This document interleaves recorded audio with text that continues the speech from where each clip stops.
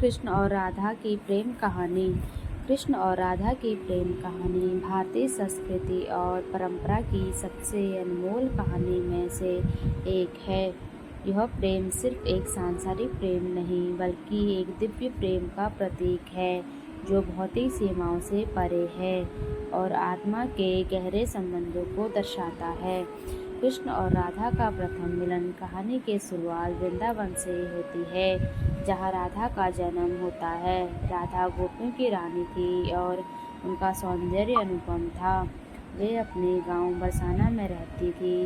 कृष्ण का जन्म मथुरा में हुआ, लेकिन वे अपने माता पिता के साथ गोकुल और वृंदावन में पले बड़े। कृष्ण का और राधा का प्रथम मिलन यमुना नदी के किनारे हुआ।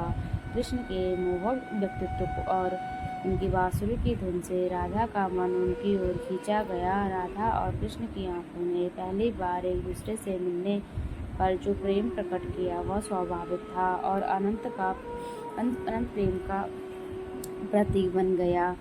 राधा और कृष्ण के बीच का प्रेम आध्यात्मिक और शाश्वत था। यह प्रेम दुनिया के किसी भी प्रेम से परे था।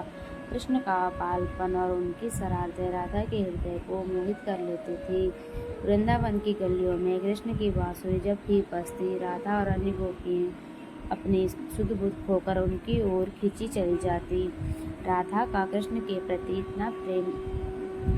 प्रेम इतना गहरा था कि वह उनके बिना किसी अन्य चीज की कल्पना भी नहीं कर सकती थी। कृष्ण की राधा के प्रति अत्यधिक प्रेम भाव रखते थे। यह प्रेम भौतिक नहीं था बल्कि आत्मा का आत्मा से मिलन था। हालांकि राधा और कृष्ण का प्रेम बहुत गहरा था, लेकिन यह प्रेम संसार के नियमों से बंधा नहीं था। जब कृष्ण को मथुरा वापस जाना पड़ा तब राधा और कृष्ण का विछोह हुआ।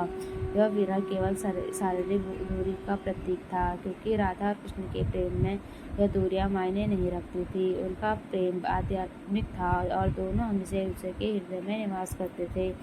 कृष्ण ने मथुरा की जिम्मेदारियों को निभाने के लिए राधा को छोड़ दिया, लेकिन राधा का हृदय हमेशा कृष्ण के प्रेम में लीन रहा।